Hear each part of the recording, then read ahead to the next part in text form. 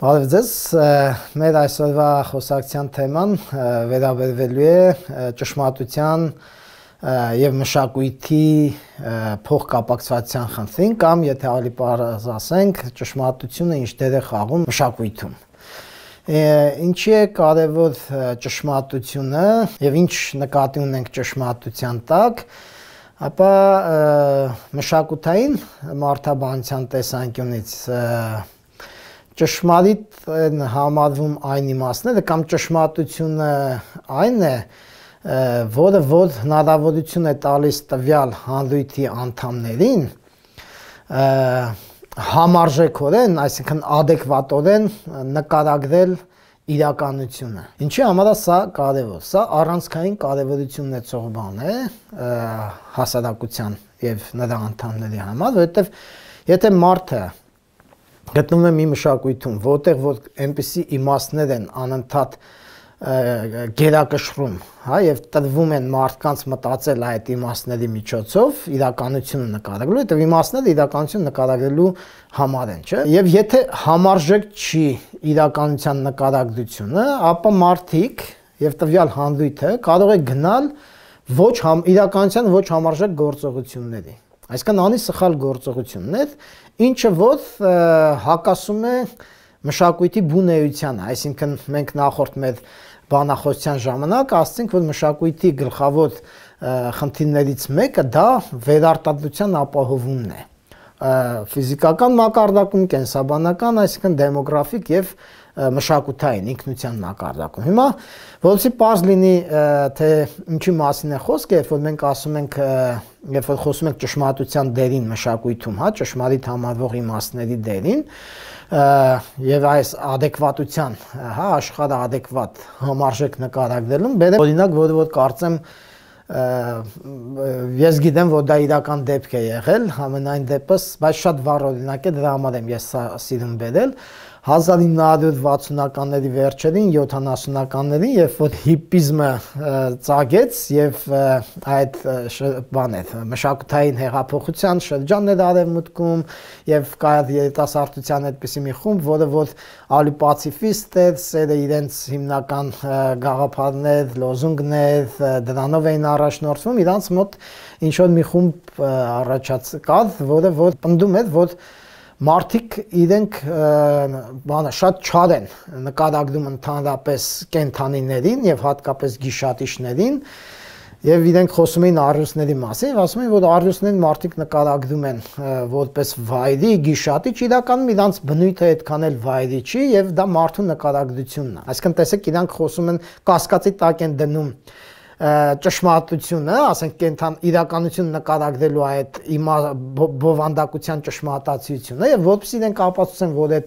ճշմարիտ չի, վեր են կենում գնում են Աֆրիկա, ինչ որ մի խմբով,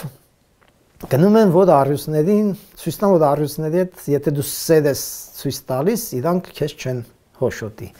Բայց ցավոք սրտի իրանք հոշոտում են։ Հիմա այս օրինակը շատ տիպիկ է ինչի համար, որ ցույց է տալիս, որ եթե դու իրականություն չես նկարագրում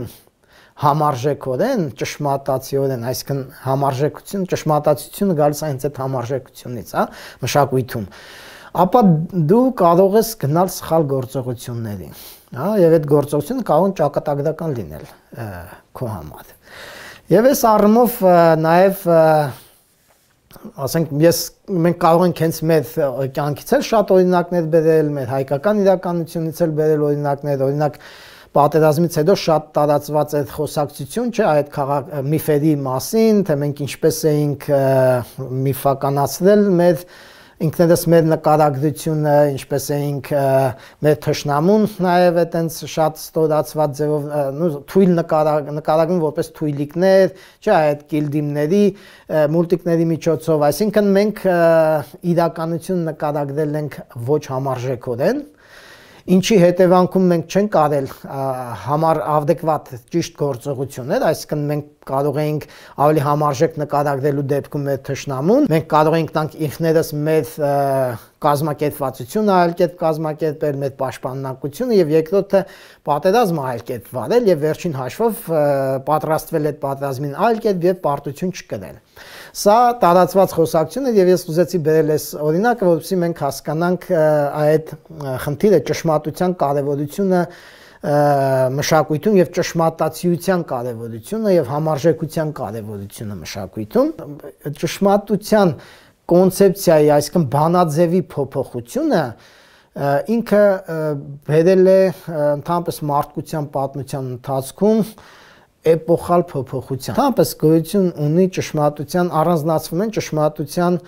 մշակութաբանական տեսանկյունից կարելի առանձնացնել ճշմարտության մի քանի հիմնական, այսպես ասած, բանաձևեր, հա, մոտեցումներ։ Առաջին մոտեցումը պայմանականորեն կարող ենք անվանել իրեն մինչ մոդեռն կամ մինչ արդիական մոտեցում, ճշմարտության բանաձև կամ մոտեցում,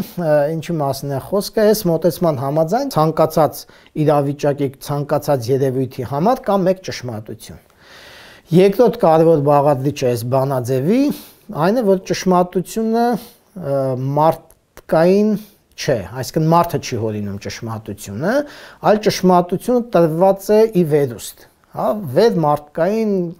գերբնական ծագում ունի, հա, ոնց որ ասենք օրինակ Պլատոնը ժամանակին չէ հունական փիլիսոփայության մեջ գտնում են, որ այդ բոլոր իդեաները եւ ֆորմաները դրանք երկնքում են, ոչ թե մարդիկ են դրանք հորինում, այլ դրանք տրվում են մարդկանց, չէ, այդ վեր մարդկային գերբնական այդ ծագում ունեն։ Նաև սա փիլիսոփայության մեջ է, բայց սովորական մշակութային միջավայրերում, ասենք մարդկային, որտեղ օրինակ փիլիսոփաներ չեն եղել, բայց մարդիկ խնդիր են ունեցել այս բանաձևելու ճշմարտություն եւ այդ տիպի մշակույթներում այն ճշմարտությունները ունեն վեր մարդկային աստվածային ծագում եւ այդ բանաձևի երրորդ կարևոր բաղադրիչը դա այն է, որ մարդը չի կարող փոխել ճշմարտությունները։ Այս բանաձևը շատ երկար ժամանակ, միգուցե ամենաերկար կյանք ունեցող բանաձևումն է եղել մշակույթի կոնտեքստում ճշմարտության, որը գործել է մարդկության, ասենք, մի քանի 100,000 ամյակներ, հա, միգուցե եթե մարդկությունը միլիոնից ավել է, ինչ որ այսօրվա, ասենք, գիտությունը փորձում է ապացուցել, հա, Homo sapiens տեսակից առաջ այլ տեսակներ եղել, որոնք որ էլի ունեցել են բանականություն եւ ստեղծել են մշակույթ, ապա այս կոնցեպցիան շատ ավելի, այսպես ասած, հին է ու երկար։ Երկրորդ մոտեցումը ես թվարկեմ մոտեցում եւ կարճ նկարագրեմ, հետո կփորձենք իրենց այսպես իրար հետ համեմատելով, նկարագրելով մի փոքր քննարկել։ Երկրորդ մոտեցումը դա ավելի ուշ շրջանում մարդկային պատմության եւ մշակույթի ալյուր շրջանում ձևավորված մոտեցում է, դա պայմանականորեն կարող ենք անվանել մոդեռնի, արդիականության շրջան, բայց պետք է նշեմ, որ այս մոդեռն կամ արդիականություն բառը կապ չունի արվեստում մոդեռնի տերմինի հետ, եզրույթի հետ, սա ավելի լայն մշակութաբանական կոնտեքստի համատեքստի համար ենք մենք կիրառում։ Ժամանակաշրջանային առումով այս մոտեցումը ծագել է, ձևավորվել է մոտավորապես, այսպես ասած, վերածննդի այդ բանի ռեֆորմացիայի եւ բանի լուսավորչականության այս դարերի ընթացքում, այսինքն մոտավորապես եթե ժամանակագրորեն վերցնենք, մոտավորապես 14-15-րդ դարերից սկսած ինքը սկսել է ասունանալ եւ սկսել է մոտավորապես իր վերջը 20-րդ դարում է տեղ ունեցել, որ հետո անցում է կատարել մեկ այլ բանաձևման։ Ինչի մասին է խոսքը։ Ճշմարտությունը ինքը ոչ թե մեկն է, ինչպես նախորդ բանաձևում, ինչ մոդեռնում, այլ գերակա։ Այսինքն կա գերակա ճշմարտություն, բայց կա նաև լուսանցքային, մարգինալ ճշմարտություններ, հա։ Երկրորդ կարևոր փոփոխությունը, որը որ նախորդի համեմատ տեղի ունենում այս բանաձևի մեջ, այս մոտեցման մեջ, դա այն է, որ ճշմարտությունը ոչ թե աստվածային ծագում ունի ու վերմարտկային, այլ ճշմարտությունը մարդկային ծագումն է, այսինքն մարդիկ են սահմանում ճշմարտությունները։ Եվ երրորդ կարևոր բաղադրիչը այս մոտեցման դա այն է, որ ճշմարտությունը կարող է փոփոխվել մարդու կողմից։ Այսինքն ճշմարտություն նաև փոփոխելի է։ Մինչև երրորդ մոտեցում բերել մի փոքր այսպես այս խնդրի մասին մի փոքր խոսենք, որպեսզի ավելի པարզ լինի, པարզաբանում տանք։ Այստեղ ամենաշատ կարևոր པարզաբանում ունեցող հատվածը միգուցե այդ երկրորդ բաղադրիչն է, որ ճշմարտությունը լինում է ոչ թե մեկը, այլ լինում է գերակա եւ կան նաեւ մարգինալ ճշմարտություններ։ Տեսեք, օրինակ, առաջին տիպում մարգինալ ճշմարտության մասին խոսակցություն անգամ չկար։ Երկրորդ տիպի հայտնում է նոր էլեմենտ, լուսանցքային ճշմարտություններ։ Ինչա դա իրանից ներկայացնում։ Խոսքը վերաբերում է, որ ճշմարտության այս բանաձևում եւ այն հասարակությունները, որոնք որ սրա կրողն են, առանցքային նշանակությունն է տրվում հենց մարդու կողմից ստեղծված ճշմարտությանը, ճիշտ գաղափարներին, ճիշտ իմաստներին, ճիշտ համարվող իմաստներին, որոնք որ մեծամասնության կողմից համարվում են ճշմարիտ։ Եվ այստեղ մեծամասնության կողմից համարվող ճշմարիտ գաղափարներն են եւ նաեւ ոչ միայն մեծամասնության կողմից, այլ նաեւ այսպես ասած ճշմարտության ձևավորման գործում, ճշմարիտ իմաստների, ճշմարիտ գաղափարների ձևավորման գործում առանցքային դերակատարություն ունեցող էլիտաների, որոնք ոչ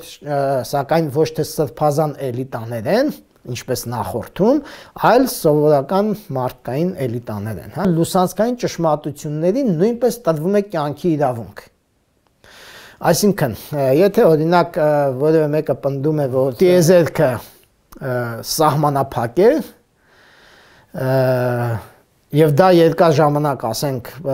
հեղինակավոր գիտնականների, ֆիզիկոսների, աստրոֆիզիկոսների կողմից ընդունված կարծիք է, ասենք, գալիս է ինչ որ, բայց կա նաեւ գիտնականների մի խումբ, որոնք որ գտնում են, որ տիեզերքը անընդհատ ընդլայնվող ուրեմն երևույթ է, բայց իրենք առայժմ իրենց այդ բանը, թեզը համարվում է անընդունելի, բայց իրենց չեն գնդակահարում այդ թեզը ունենալու համար, չեն դատապարտում, չեն խարույկի վրա վառում, բարձրացնում խարույկը, իրենց տրվում է հնարավորություն իրենց թեզը մրցակցել գլխավոր գերակա համարվող ճշմարտության հետ։ Եվ եթե իրենց ճշմարտությունը, ասենք, թեզը իրենց համար, այդ փոքր խմբի համար ճշմարիտ համարվող կամ թեկուզ մի մարդու համար ճշմարիտ համարվող այդ թեզը կարում է մրցակցության մեջ ավելի համոզիչ լինել, ավելի փաստարկներ է բերում, ապացուցողական հիմք, վկայություններ տարբեր տեսակի, տվյալներ է բերում բավականին շատ, հա, ինչ որ մի պահ հետո այդ ճշմարտությունը կարող է ինքը դառնալ գերակա ճշմարտություն եւ լուսանցք մղել մինչև այդ գերակա համարվող ճշմարտությունը։ Տեսեք, ինչի է շատ կարևոր եւ հեղափոխական է երևույթը, որտեղ եթե առաջին մոտեցման դեպքում ճշմարտությունը միակն է եւ անփոփոխելի, ապա այստեղ, բայց դա չէ նշանակում, որ չեն ծնվում մարդիկ, ովքեր որ չեն ունենում կասկած գործող ճշմարտության հետ կապված կամ այլ կարծիք, բայց ամբողջ խնդիրը այն է, որ առաջին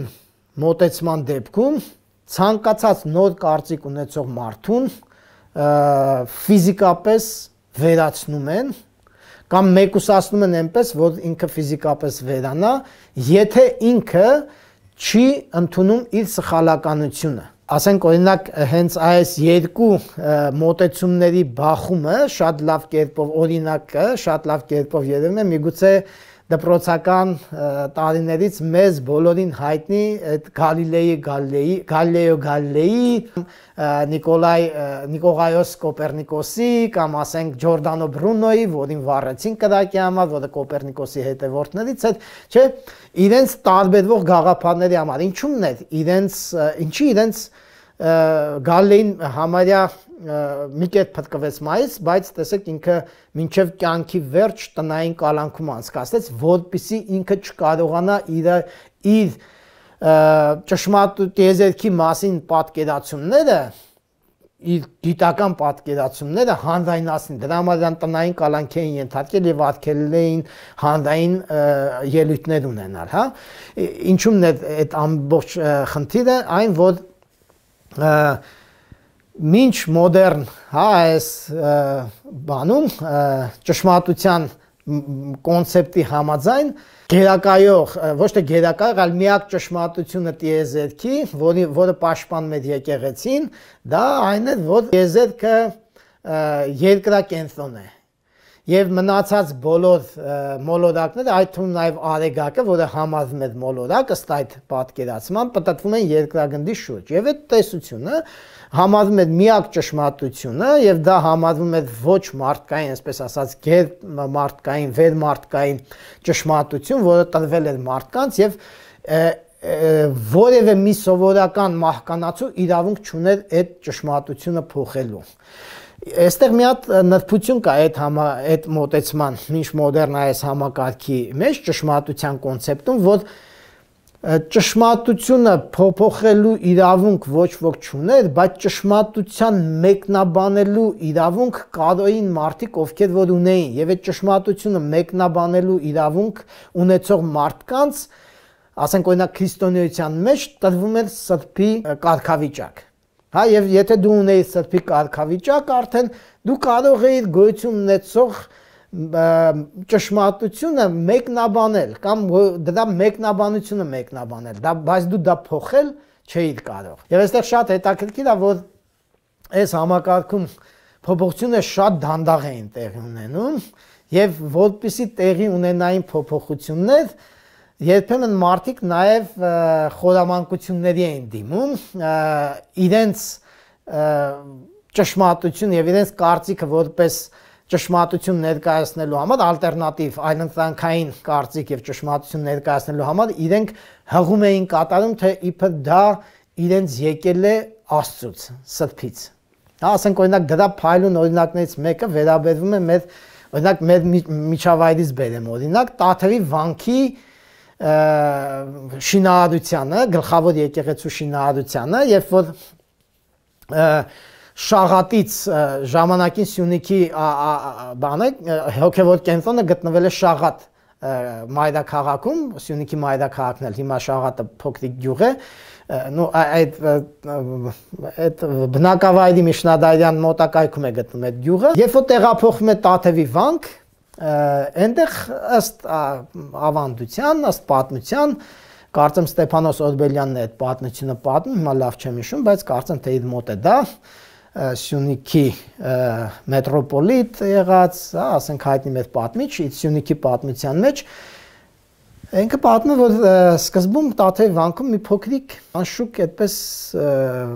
եկեղեցի է լինում, եթե չեմ սխալվում բազիլիկ փոքրիկ եկեղեցի, եւ երբ որ հոգեվոր կենտրոնը իր ծառայությունները աշխուժացնում է եւ այնտեղ շատանում են այցելուները, վանքի հոգեվոր առաջնորդը մտածում է նոր եկեղեցի կառուցելու մասին, բայց քանի որ ինքը իրավունք չուներ քանդելու այդ հին եկեղեցին եւ նորը մեծը կառուցելու, ինքը ինչ է անում։ Մի օր գալիս է, հավաքում է հոգեվորականներին, վանքի ծառայողներին, միաբաններին եւ ասում է, որ իրեն եկել է մի սուրբ տեսիլք, երկնքից իջել է լուսավոր պատկերով Աստված եւ իրեն պատվիրել է, որ այդ եկեղեցին պետք է քանդել եւ դրա տեղում կառուցել գմբեթավոր եւ ինքը նույնիսկ իր այդ տեսիլքի նկարագրության մեջ նկարագրում է եկեղեցու ճարտարապետական այն տեսքը, որը որ այսօր Տաթևի գլխավոր եկեղեցին է, հա? Որ գմբեթավոր եկեղեցի է, մենք գիտենք ճարտարապետական կառույցով նորութային եկեղեցի է բավականի ժամանակաշրջանի համար։ Այդ վկայության դիմաց ոչ ոք չի կարողանում դիմադրի, հա, եւ որոշում է կայացվում կառուցել նոր եկեղեցի։ Նման ձեւով նաեւ օրինակ Էշմիածնի Սուրբ տաճարի կառուցման պատմությունն է, այդտեղ էլ իջնում է բանը Եթե չեմ սխալվում, հրեշտակը իջնում է ոսկե մուրճը ձեռքին, հարվածում է գետնին եւ այնտեղից աղբյուր է բխում եւ այդ աղբյուրի տեղում կառուցվում է եկեղեցին։ Եվ էլի տեսեք հիմնավորումը, որ այդտեղ պետք է եկեղեցի կառուցվի, բերվում է այդ տեսիլքի միջոցով, իսկ տեսիլքը դա սրբազան հաղորդում է վեր աստվածային ուժերի կողմից փոխանցված հաղորդում էր, հա։ Ինչ եմ ես այս օրինակները բերում, որովհետեւ մենք պատկերավոր օրինակների միջոցով կարողանանք հասկանալ, որ այս համակարգում ճշմարտության մինչ մոդեռն համակարգում իրենք փոփոխությունները տեղի են ունենում միայն եթե սրբազան այսպես ասած միջամտություն կար, սրբազան կարծիքը, տեսանկյունը դա պետքա սուրբ ծագում ունենար, բայց արդեն երբ որ տեղի ունենում այս փոփոխությունը, մոդեռնի աշճանական լուսավորչականությունը, երբ որ սկսում է ուժեղանալ, հա, երբ որ կարևորվում է մարդը նույնպես համարվում է արարչագործական, այսպես ասած, աղբյուր, արարչագործության աղբյուր, այդ ժամանակ կոնցեպցիան բանաձևը փոխվում է, սկզբունքը փոխվում է եւ այդ դեպքում ճանում է այս մրցակցային բանը, բայց որպեսզի լուսանցքային ճշմարտությունը կարողանա ինքը փոխարինել, եթե ինքը ճշմարիտ է, հա, փոխարինել գերակա ճշմարտությանը, այստեղ մի շատ կարևոր բան է պետք, որպեսզի տեղի ունենա։ Պետք է, որպեսզի այդ ճշմարտությունները ունենան մրցակցելու հավասար հնարավորություններ։ Այսինքն ցանկացած մարդու պետք է տրվի իր գաղափարները, իր մտքերը, այսինքն այն ինչ ինքը համարում է ճշմարիտ, դա ապացուցելու հնարավորություն։ Եվ եթե ինքը կարողանում է դա ապացուցել, ապա ինքը կարող է փոխել ճշմարտությունը։ Բայց այստեղ ես էլի ուզում եմ բանը, էլի գանք այդ օրինակին, թե ինչպես այս անցման շրջանը ինչպեսի ծանր է եղել, օրինակ տեսեք մենք խոսում ենք Ջորդանը Բրունոյի, Գալիլեի, Կոպեռնիկոսի մասին, թե ինչպես իրենք նոր ճշմարտությունը հակադրեցին հին ճշմարտությանը, եւ այստեղ ինչումն էր այդ բախումը, հենց ինչումն է բախումը նրանում էր, որ նոր ճշմարտությունները դրանք գիտական հիմք ունեցող, այսինքն սկզբունքորեն այլ հիմքի վրա կառուցվող ճշմարտություններ են։ Եթե սրբազան ճշմարտությունները, հա, իրենք աստվածային ծագում ունեն եւ մարդը դրանք որևէ դատողական, բանական մոտեցում չունի, այլ ճանաչողության սկզբունքը բացարձակապես հավատքն է, հա, ապա այստեղ ճանաչողության սկզբունքն է փոխվում։ Մարդը ոչ թե պետք է հավատալու միջոցով ճանաչի, ճշմարտությանը հանգի, այլ մարդը պետք է փորձի միջոցով, տվյալի միջոցով, փաստի միջոցով հանգի դրան։ Այսինքն այստեղ մենք արդեն գործ ունենք այդ գիտելիքահեն, այսինքն այն գիտելիքի, որի աղբյուրը համարվում է ոչ թե երկնային, ասենք, սրբությունները, ասենք, վերմարտկային ուժերը, այլ հենց մարդը ինքը եւ մարդու ձեռք բերած այդ փաստարկները, տվյալները։ Շատ հետաքրքիր է, որ այս փոփոխությունը ինքը առաջացնում է նաեւ մեկ այլ շատ հետաքրքիր փոփոխություն, խոսքը մշակութային դիապազոնի տարապատկերի, այսինքն սպեկտրի ընդլայնումն է։ Ինչի մասին է խոսքը նայեք, եթե անդադ մարդիկ մասնակցում են նոր ճշմարտությունների ձևավորմանը, սկսում են այդ ճշմարտությունները, այսինքն մշակույթը ինքը սկսում է աճել, նրբերանգներ են ի հայտ գալիս։ Եվ այս նրբերանգները, երբ որ ասենք օրինակ տեսեք, սկսում է երաժշտության մեջ այն ժողովրդական միայն երաժշտությունը կամ կրոնական երաժշտությունից բացի ի հայտ են գալիս օրինակ երաժշտություն, որը որ մարդկային աշխարհիկ երաժշտություն է, բայց հայտնվում են ոչ միայն ժողովուրդն է երգում ուզում ասել, այլ հայտնվում են մարդիկ, ովքեր որ մասնագիտանում են կոնկրետ ոլորտներում, այսինքն սկսում է մասնագիտական ընդլայնումը, որը որ մարդկության կյանքում սկսել է դեռ շատ վաղ շրջանում, չէ՞, մենք գիտենք այդ արհեստների առաջացումը եւ այլ, որոնցից էլ հետո քաղաքները առաջացան դրանց շնորհիվ, չէ՞, գյուղից քաղաքը տարբերվեց եւ այլ, այստեղ սկսում են ի հայտ գալ շատ նեղ մասնագիտացումներ եւ այդ նեղ մասնագիտացումները բերում են մշակութային, այսպես ասած, տարապատկերի ընդլայնման։ Սա շատ հետաքրքիր ինչի համար, որ ինքը ոչ միայն ազդեցություն ու հետևանքներ է ունենում մշակութային կյանքում, որտեղ մշակույթը անընդհատ զարգանում է դինամիկ կերպով։ Մենք տեսնում ենք, որ այդ շրջանում անընդհատ նոր ստեղծագործություններ են ի հայտ գալիս տարբեր ոլորտներում։ Մենք տեսնում ենք այդ վերածննդի շրջանի այդ պայթյունը քանդակագործության մեջ, նկարչության մեջ, անընդհատ նոր ոճեր են ի հայտ գալիս, նոր ուղղություններ, որտեղ էլ չկա այն սահմանափակումը, որ մարդը միշտ մի ձևի մեջ պետք է լինի, հա, ասենք մի ձև պետք է մտածի, մի ձև ստեղծագործի, արդեն այս բանը ամեն մի նկարիչ ճիշտ է համարում այս ձևով պատկերել, պատկերի հիմքում դնել, ասենք էմոցիան, ապրումը, թե մի ուրիշ բան, եւ այսպես մենք տենում ենք նկարչության մեջ այդ ճյուղավորումը, ընդլայնումը, ամենտեղ այս ընդլայնումը տեղի անում մշակույթի մեջ։ Շատ հետաքրքիր է, որ սա իր ազդեցությունն է ունենում նաև քաղաքական համակարգի վրա եւ կառավարման համակարգի վրա։ Ինչի՞։ Որտեղ եթե նախկինում էլիտաները իրենք կրթվում էին եւ ստանում էին ամենաբարձր կրթությունն ունեցողներն էին, այսինքն այդ հասարակության մեջ իրենց մշակութային դիապազոնը, ընդգրկումը, այսինքն ամենալայնն էր։ Եվ իրենք կարող էին վերահսկել շնորհիվ դրա, որովհետեւ մշակութային դիապազոնը չափազանց կարևոր է հենց իշխանության տեսանկյունից, կառավարելու տեսանկյունից։ Եթե հասարակության մեջ կան հատվածներ, ում մշակութային դիապազոնը կառավարողից ավելի մեծ է, ապա ինքը կարող է կորցնի իշխանությունը նրա վրա։ Եվ հենց այս համակարգում տեղի ունենում հենց այդ։ Այսինքն հասարակության մեջ այնքան արագ է մշակույթը սկսում ընդլայնվել, տարապատկերը ընդլայնվել, որ կառավարող էլիտաների մշակութային դիապազոնը չի բավարարում հասարակության մեջ տեղի ունեցող այդ ընդլայնումը, զարգացումը վերահսկելու։ Եվ ինչա տեղի ունենում։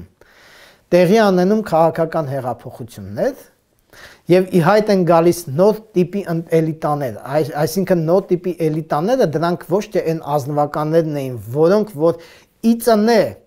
Աստծո կողմից տրված այսպես գերակա դիրք ունեն եւ նրանք հենց այդ գերակա դիրքի շնորհիվ նաեւ այդ գերակայող ճշմարտությունների կրողներն էին, հա, այլ գալիս են էլիտաներ, որոնք որ պետք է ընտրվեն։ Դրանից բացի նաեւ կառավարման համակարգն է փոխվում, այսինքն կառավարման համակարգում սկսում են չի կարող մեկ կամ մի մարդ, ասենք մի հատ թագավորը կամ ասենք մի քանի պալատականներով իրա այդ հսկայական դիապազոնը վերահսկել, հա։ Դրա համար ձևավորվում են կառավարություններ, որոնք որ ունենում են ճյուղային նախարարություններ։ Այդ նախարարություններում ձևավորվում են բաժիններ եւ այլ։ Մենք տեսնում ենք անընդհատ այդ կառավարման համակարգի դիֆերենցում տրոհում, որպեսզի կարողանա կառավարման համակարգը կարողանա իրականացնել կառավարումը հասարակության, որտեղ հասարակության մշակութային դիապազոնը անընդհատ փոփոխվում է եւ անընդհատ աճում է։ Գնանք նաեւ երրորդ տիպին, սրանից բացի տեղի անում մեկ այլ փոփոխություն, որը որ արդեն բանաձևի ճշմարտության բանաձևելու, հա, փոփոխություն մոդեռն այս պայմանական ենք ասում, այս մոդեռն մոտեցման,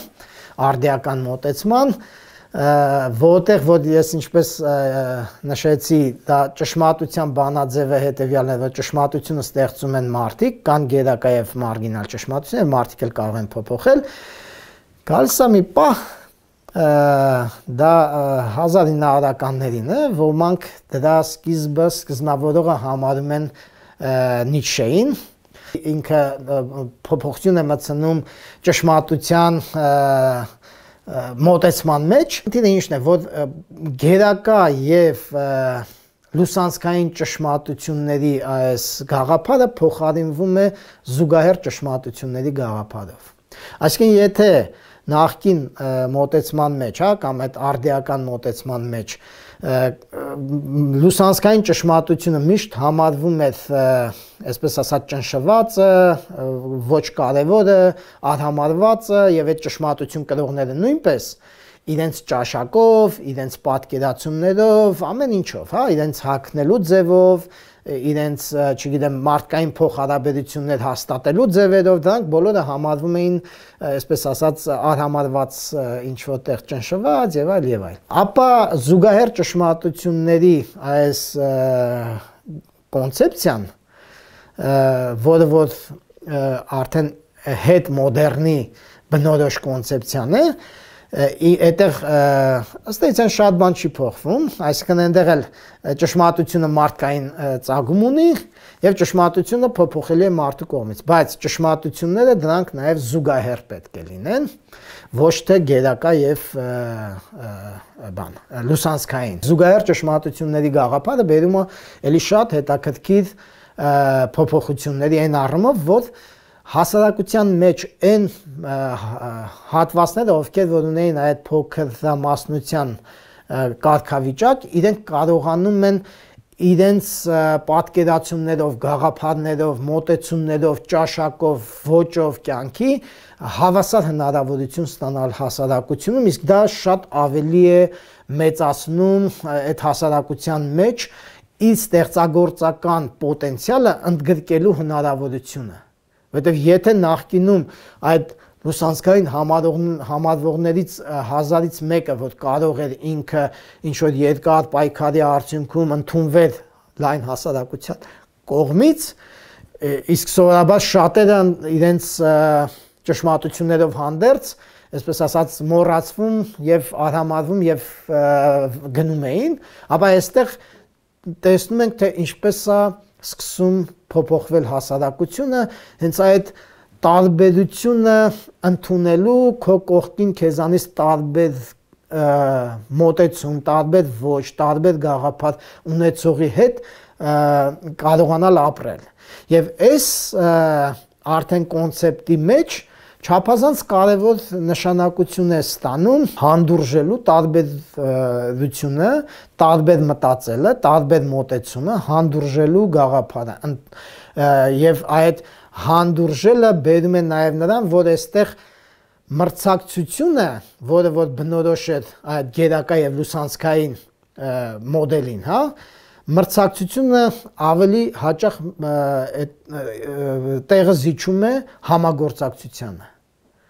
որովհետև այդ տարբեր մոտեցումներ ունեցողները, շատ տարբեր հայացքներ ունեցողները շնորհիվ մեկը մեկին հանդուրժելու հնարավորություն են ունենում նաև համագործակցելու։ Իհարկե, այստեղ կա նաև որոշակի թերություններ, քննադատություններից մեկը վերաբերում է հիմնականում նաև նրան, որ ինչ որ միտեղ առաջանում է նաև որոշակի նիհիլիզմ, այսինքն եթե ծայրահեղացվում է այս ճշմարտությունների, զուգահեռ ճշմարտությունների եւ գերակա ճշմարտություն այդ բանին չլինելու այս մոտեցումը, որոշակի նիհիլիզմ ընդհանրապես ճշմարտություն, արդյոք կա ճշմարտություն թե չէ ընդհանրապես, այսինքն արդյոք իրականությունը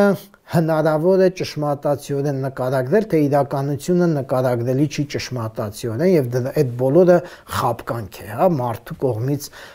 բանալված խաբկանք է։ Սակայն սա ընդհանրապես այդ մոտեցումներից մեկն է, այդ նիհիլիզմը, պոստմոդեռնի բնորոշ, բայց կա նաև այլ մոտեցումներ, հատկապես քննադատական տեսությունը, որը որ ինքը քննադատում է այդ լուսավորչականության շրջանից եկող այդ գերակա ճշմարտություններին, այն իմաստով, որ նաև իր դրական կողմերի հետ միասին մատնանշում է նաև դրա բացասական կողմերը եւ գտնում են այդ ուղղությանը պատկանող մտածողները գտնում են, որ այդ նոր գերակա ճշմարտությունները պետք է փոխարինել եւ այդ դրանց բանը, ասենք, մինչեւ այդ համարվող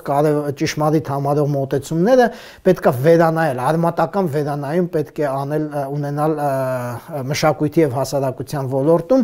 քանի որ իրենք նաև դրա բացասական դրական իր շատ դրական կողմերի հետ միասին մատնանշում են դրա շատ բացասական կողմերը, որոնցից ասենք օրինակ այդպես ակնառու բացասական դրսևորումները համարվում է ֆաշիզմը, համարվում է ստալինիզմը եւ այլ նման երևույթներ, որոնք որ աշխարհի տարբեր մասերում ի հայտ են գալիս եւ որոնք դառնում են շատ խորը ցնցումների պատճառ եւ մարդկային մեծ ողբերգություններ, ասենք այդ միլիոնավոր բաների, հա, զոհերի պատճառ եւ այլ եւ այլ։ Մի քանի դրվագ կցանկանայի նշել եւ դրանով կփորձենք ամփոփել մշակույթային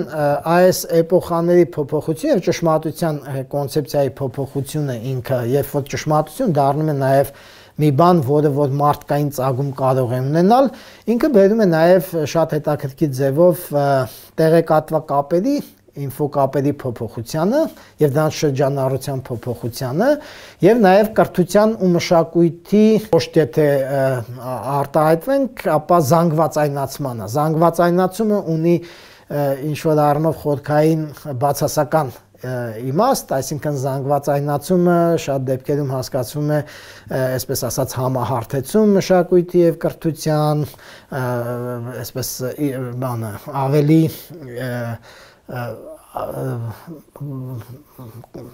շուկայնացում, հատկապես զանգվածային մշակույթը, որը որ սկսում է դառնում մի մշակույթ, որը որ արտադրվում է վաճառելու համար, շուկայի համար, բայց դրա հետ միասին նաև տեղի ունենում կրթության